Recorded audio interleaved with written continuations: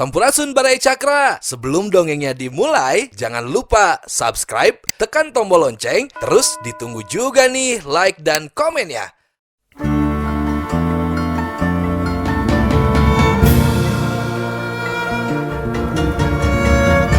Baraya Cakra, parantos waktosna 80,5 FM Radio Cakra, midangkeun dongeng Sunda Dora-Dori.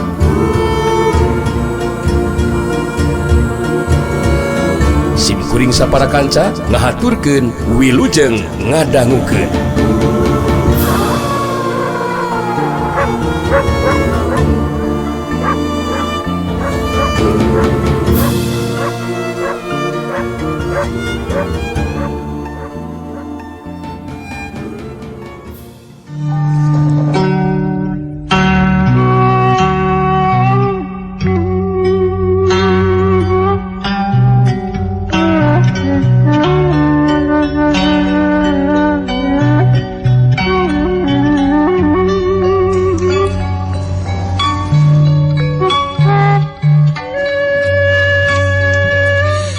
Dewi Kayang si helang bayangan.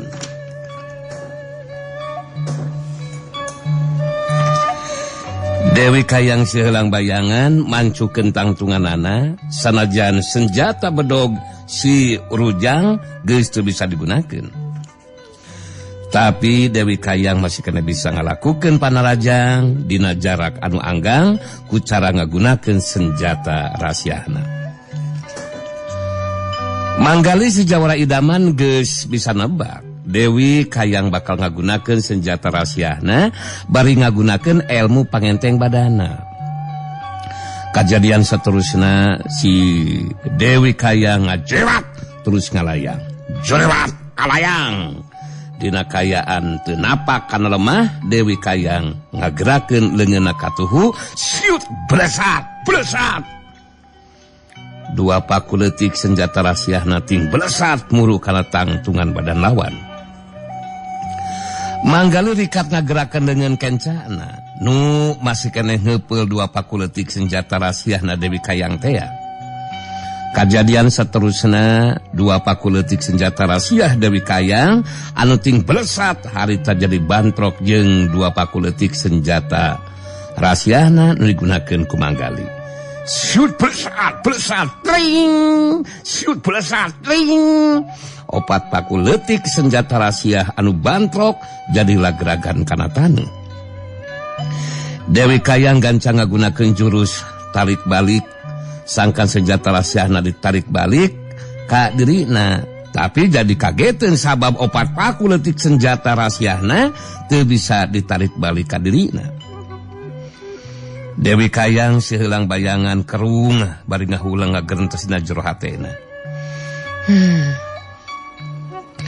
Pedog kekuatan ilmu naon si Jawara idaman? Jurus tarik balik anu digunakeun ku aing tetela teu mampu narik balik deui senjata rahasia anu lagragan kana tanu. Malah si Jawara idaman mampu ngagunakeun senjata rahasia deui. Wah, buah si Jawara idaman teh lalaki anu bakal mampu ngungkulan ajen pangarti aing. Tapi mun teh mah bener tepikeun ka kitu kajadianana. Diri aing kudu bisa narima kana eta kanyataan. Tapi aing masih kena penasaran ieu teh.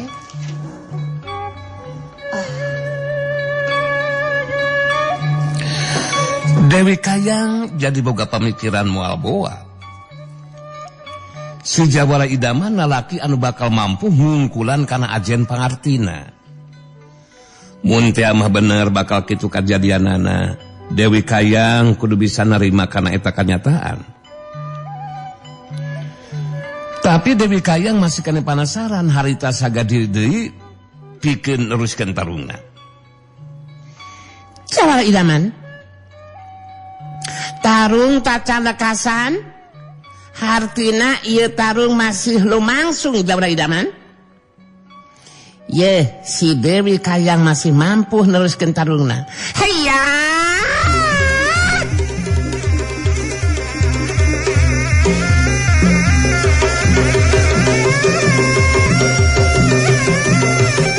Jurelat kalayang Dewi Kayang ngajerat ngalayang deui pindah tempat.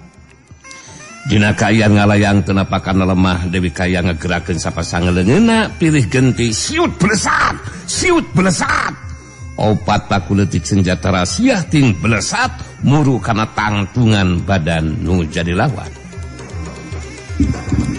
Dewi Kayang jadi kagetan oge waktu ningali si Jawara Idaman. Sanggeusna nyelapkeun heula popongkol dina cangkeng beulah kencana, harita terus ngajerat ngalayang. Dina Kayang teu napakan lemah, harita opat pakuleutik senjata rasiah Dewi Kayang ditrewak ku sapasang leungeunna. Jurelat kalayang serkep kep.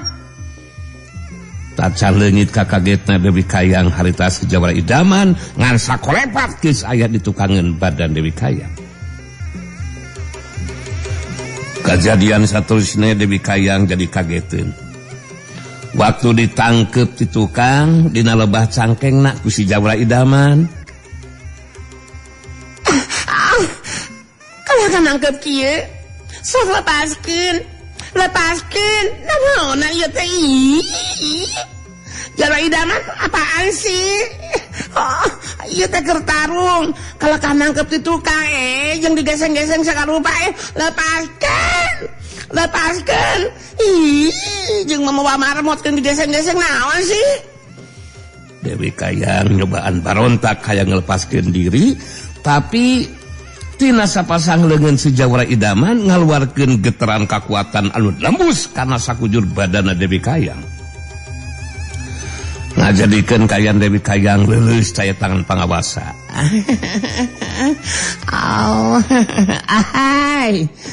Jadi Dewi Kayang manise yang beautiful tidak mau ditangkap ya sama aku ya. Kalau begindang ya baiklah, si Jawara Idaman akan lepaskan, oke?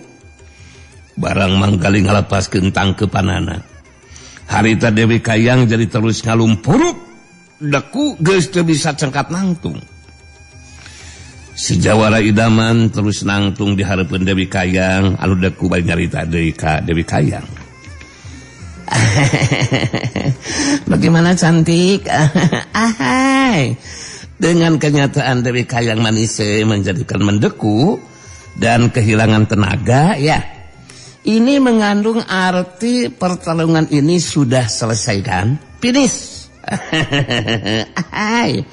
Akan tetapi si Jawara Idaman tidak akan miheulaan mengaku sudah unggul. Swear nih. Sebab yang seharusnya mengaku akan keunggulan lawan mah ya Dewi Kayang si manise ya. You understand? Dina sorana anu halon Dewi Kayang harita terus nyarita. Kang Gali, Jawara Idaman, tapi memang kulun hari makan ieu kenyataan Kang. Tetela anjeun anu mampu ngukulan ajib pangabdi abdi geuningan Kang. Duh, abdi bakal tigin kana janji. Morek ingkar kana lisan anu dikedalkeun Kang. Abdi leuleus tayatan pangawasa. Pulihkeun kayaan dari abdi Kang Gali. Kang Gali, pulihkan abdi Kang. Menjadikan harus diketahui sama Dewi Kayang manise ya, bahwa untuk memulihkan keadaan seperti begindang memang ada caranya dong. Akan tetapi sebelum si Jawara Idaman melakukan cara tersebut ya, apakah Dewi Kayang manise tidak akan menjadikan apa-apa ya? Seandainya sama Akang ditangkap lagi dan harus dari depan ditangkap. Ya, makanya sekarang ngomong dulu gitu ya. Dikarenakan tadi waktu ditangkap dari belakang, Dewi Kayang manise kan minta dilepaskan ya. Jadi sekarang tinggal kali bagaimana kalau tidak apa-apa ya akan Kang Gali lakukan. Dewi Kayang ngahulang sakedeung teh latus nyarita. Nah, daya cara anu sejen Kang. Sajabi nanti ku cara anu seperti kitu tadi oge waktos abdi ditangkep di tukang aya nu guguri nyelan ari akan nyalak bueuk nyalak marmot Kang. Ai si Jawara Idaman tidak akan jejenan gitu sayang ya. Itu mah sudah merupakan suatu ketentuan ilmu yang tidak bisa dirubah lagi dong ya. Ini motah eta ngageduk gitu Kang. Datang mungkin akan anak-anak babi mah pasti anak marmot Kang. Ya udahlah jangan dipikirin. Ya makanya tadi kan sudah diomongkan. Kali tinggal bagaimana sikap Dewi Kayang Manise saja. Kalau menjadikan tidak mau ya akan tetap menjadikan mendeku tidak ada tenaga. Gitu sayang Manise. Dewi Kayang akhirnya mah henteu nolak ku manggali si Jawara Idaman harita dibantuan sina cengkat nangtung sanggeus nangtung sapasangleungeun si Jawara Idaman meulit deui kana cangkengna Dewi Kayang jadi ditangkep ti hareup ngadadak harita Kayang Dewi Kayang jadi pulih deui tanagana harita terus ngomong lalaunan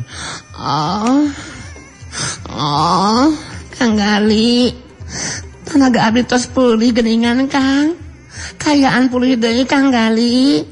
Tapi manggali si Jawara Idaman teu nyarita. Kalahkah peureum bari masih keneh tacan ngalepaskeun tangkepanana. Dina kayaan keur kitu si Jawara Idaman rancung ceulina barang ngadenge sora Rama Pamungkas anu nyarita. Sing tiasa ngadalikeun diri manggali tos dikeresakeun dina waktos ayeuna ditepangkeun sareng istri anu baris ngarencangan manggali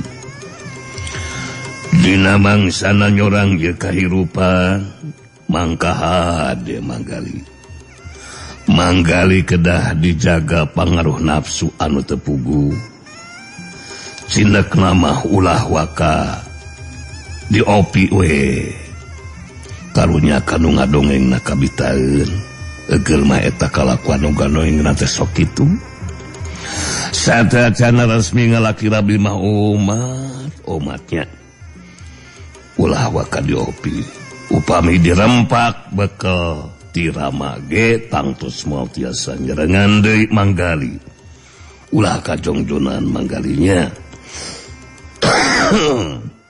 manggali si Jawara Idaman ngagendeng lalaunan ya menuhunkan sudah diemutan sama Rama gitu ya menjadikan menuhunkan sekali atas perhatian dan bantuan dari Rama sampai akhirnya bisa ketemu dengan wanita yang sudah menyatakan diri untuk dipihukum jadi pendamping aku Rama ya sakit gelisna sakit demplona jauh jeung amu jadi mah Gali berjanji Rama tidak akan diopi dulu sebelum resmi menjadi suami istri yang sah gitu Rama. Manggali si Jawara Idaman ngalepaskeun tangkepanana. Dewi Kayang antep ka manggali si Jawara Idaman betus nyarita. Kang Gali, Jawara Idaman, sakumaha anu tali tos dirisankeun ku abdi. Pikeun nyumponan kana janji teh abdi ti mimiti dinten ieu baris bakti gumati birasati ngaulaan Jawara Idaman anu bakal jadi salaki abdi molek jadi janji moal subaya Kang Gali puguh we si Jawara Idaman kacida suka hatena sabab Dewi Kayang nyebut Kang Gali nage kawilang antep teh meres eces saterusna manggali si Jawara Idaman nyarita deui. Aduh, nikmat Bo. Kang Gali si Jawara Idaman menjadikan merasa suka dan bahagia hati ini ku. Aduh, akan tetapi Dewi Kayang Manise ya harus mengerti dong ya. Bahwa akan tetap menjaga di sumur ya akan tetap menjaga di sumur lego panamping selama nang bule belon rengse menumpi dirinya Ya, mohon dimengerti saja. Ini tugasku ya, untuk meyakinkan ilmu panunggalan jati sampurna yang ada di catatan rahasia. Lalu bagaimana dengan Dewi Kayang? Apakah akan tetap di sini ya, atau bagaimana? Dewi Kayang si hilang bayangan. Nya pangalengan manggali si Jawara idaman baik terus nyarita deui negrakeun sikapna. Kang, Apa sayang? abdi marek mulang deui ka padumukan Ki Gajah Raksa Guru abdi Kang Gali. Kenapa? Abdi bakal tetap marengan matura si Jawara idaman ngajaga di Sumelegok Panamping Kang.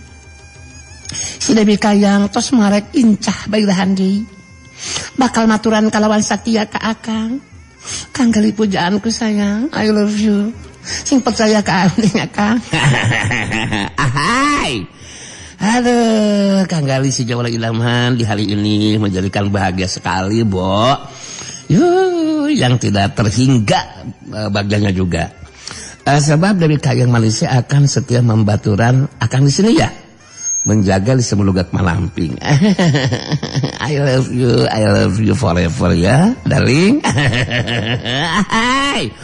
Dengan demikian maka Kang Gali akan akan ada teman untuk mengobrol gitu ya. Selain itu ya Dewi Kayang Malaysia juga ya harus percaya. Ya, harus percaya dong bahwa Akang tidak akan berani mengopi Dewi Kayang Manise sebelum kita resmi melaki rabi. Mengopi teh naon Kang? Nantilah. Nanti juga akan merasakan ya. Betapa dahsyatnya kelecis.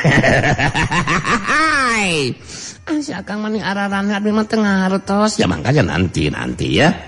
Nanti kalau sudah prung menjadi suami istri. Si Akang masuk aya wae Kang Gali mah.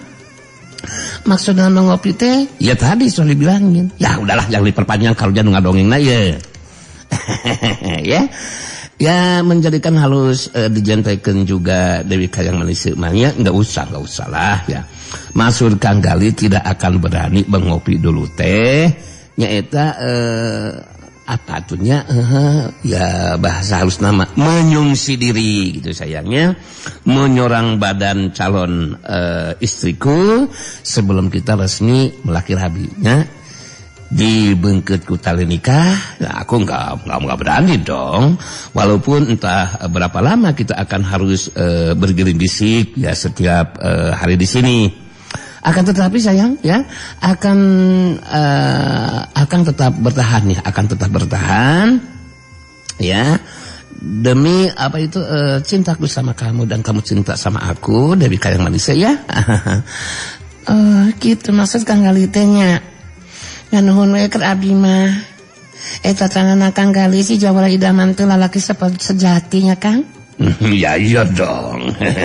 Si peunggil anu mibanda ajen diri serta ngajenan ka kaum wanita Kang. Oh harus dong.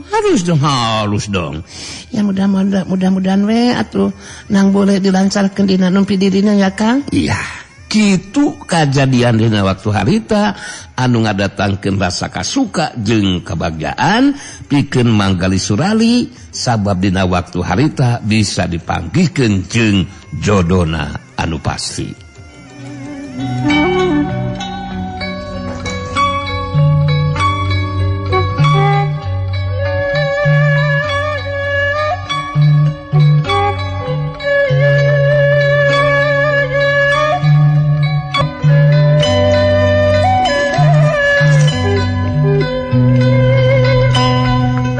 Saturkeun harita di tempat sejen baraya.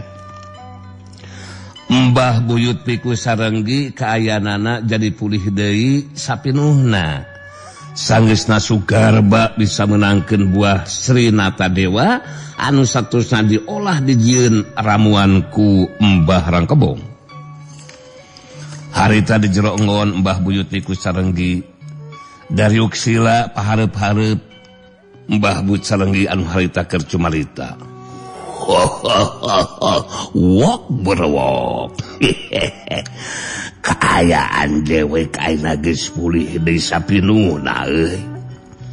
Hartina nu karandapan ku dewek ayeuna teh lantaran ku upaya jeung jasana ilaing Garba. Anu matak dewek terus terang we ngarasa kahutangan budi ku ilaing Garba. Wok berwok Iwati ilaing anu merhatikeun sata upaya demi pulihna deui kayaan dewek. Nya ari keur Garba mah dina ngalakukeun upaya teh di kajaba ti ayana rasa tanggung jawab ka pangarsa Mbah Wiku Sarenggi sangkan bisa pulih deui saperti bihara-bihari. Da kalaka kumaha oge pangarsa Mbah Wiku teh masih tetap dibutuhkeun ku para anggota barisan film Kintamani Jaya. Anu matak Garba sateka pola ngalakukeun cara jeung upaya geus teu ngingetkeun kana waktu, tanaga jeung pikiran. Anu penting mah pangarsa Mbah Wiku bisa pulih deui sapinuhna. Eta anu aya dina tekad sarta pamikiran Garba mah pangarsa Mbah Wiku. Wok badawok. So Garba tangtu moal nyaritakeun hal anu sabenerna. Mun ngalakukeun cara jeung upaya teh lantaran sangkan bisa melihatena Mbah Buyut Wiku Sarenggi. Kangaranan geus ngarasa kahutangan budi mah tangtu moal rek nolak mun Sugarba hayang diangkat jadi muridna. Wok balawok mengpengayeuna paduduaan dewek rek nalek ka ilaing Garba bisi hayang hadiah barang berharga atawa hayang hadiah rupa-rupa perhiasan emas. Dewek wajar jeung sakuduna we mere hadiah ka ilaing.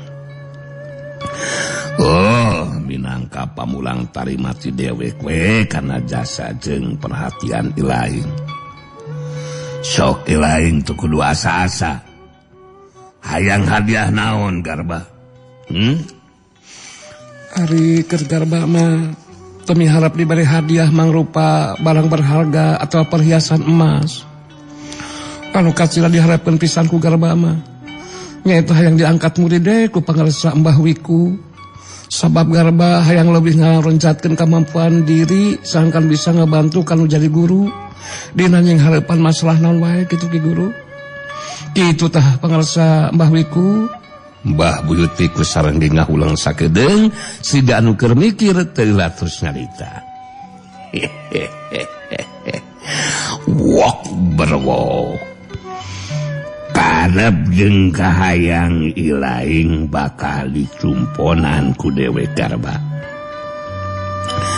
Dewek ayeuna mere kaputusan pikeun ngangkat ilaing jadi murid dewek sarta boga hak narima kana kakuatan ilmu nu kacangking ku dewek.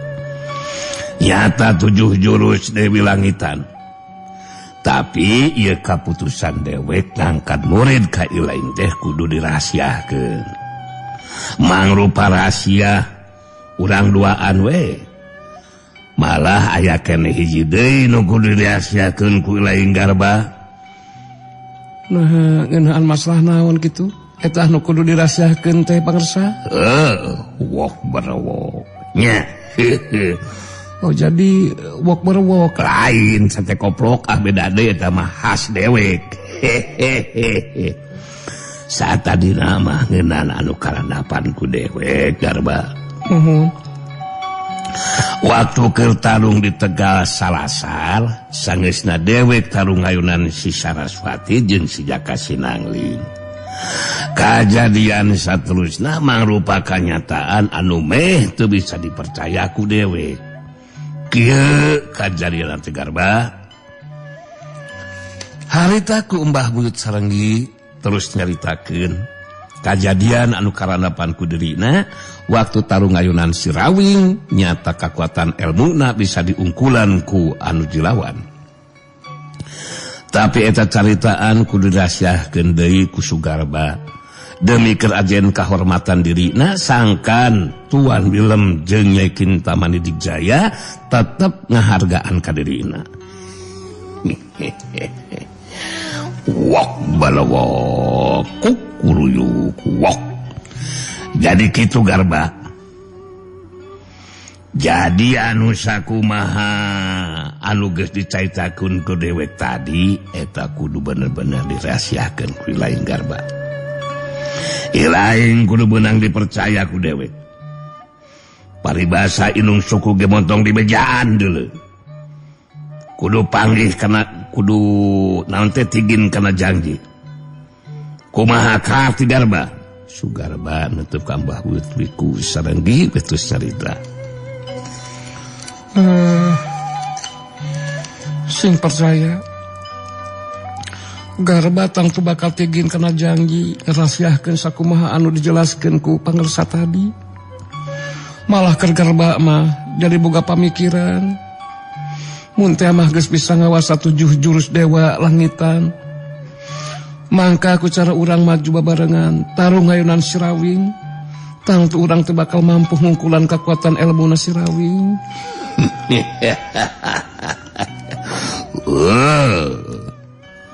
Bener eta nu dicaitakeun ku si lain teh Garba.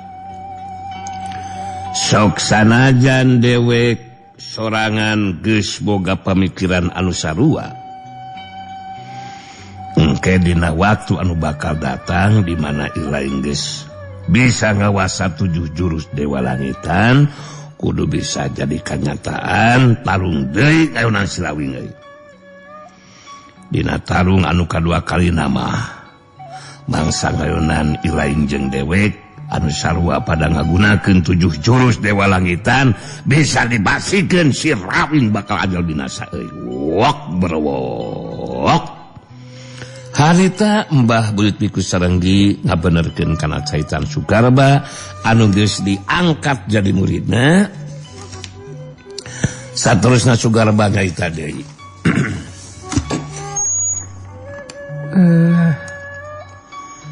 Kenapa iya geus waktuna pangasambah guru?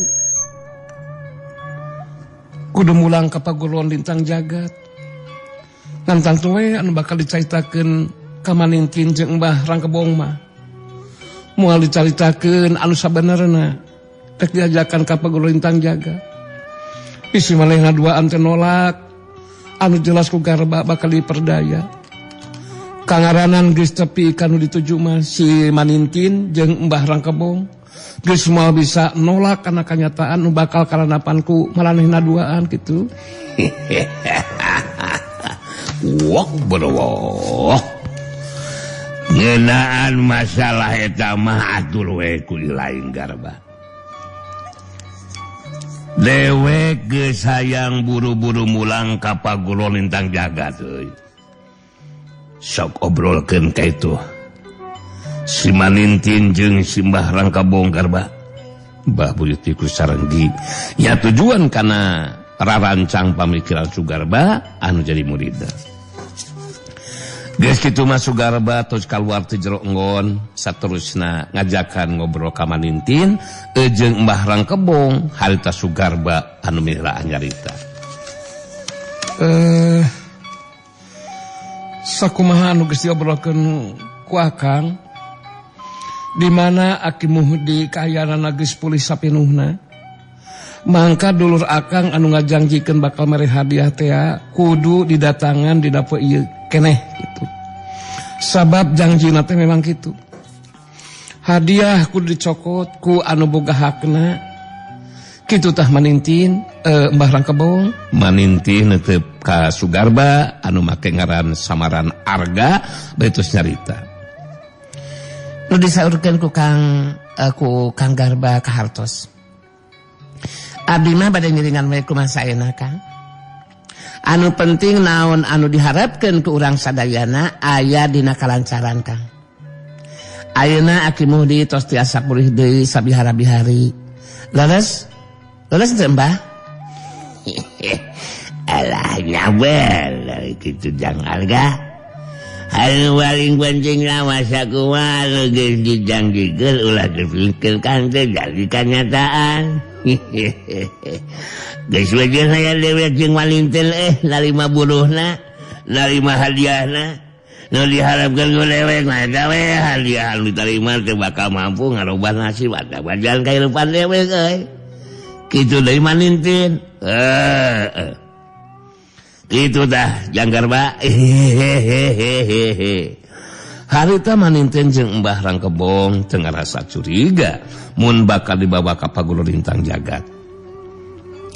Manintin jeung Mbah Rangkebong ngarasa suka jeung bagja hatena sababakan narima hadiah anu bakal mampu ngarobah nasib atawa jalan kahirupanana. Sugarba alias Argatus nyarita deui. Tang tuwe kuring ge muarek non teh nguciwakeun ka manintin kitu di ka Mbah Rangkebong bah. Anu saila ieu musirkeun perhatianana sangkan Aki Muhdi bisa pulih deui sapinuhna. Kayaan non teh kayaan kasehatanana gitu. Ngana andurna Aki Muhdi anu bakal mere hadiah memang lain jalma samarangan. Da puguh memang jalma anu pangbeungharna di lemurna. Anu mata kayana keneh ge urang opatan teh kudu init nepungan kaduna Aki Muhdi teh ya gitu. Geus kitu mah harita opatanana terus arindit. Samemeh tepi ka Kampung Raharja harita anu keur lumampah teh panggih jeung opat jago kapercayaan Tuan Bilem nyata daeng silaba si Badik Sakti jeung anu sejena. Malah sambada si Baliung ampuh mah bari nungtun kuda sagarupa.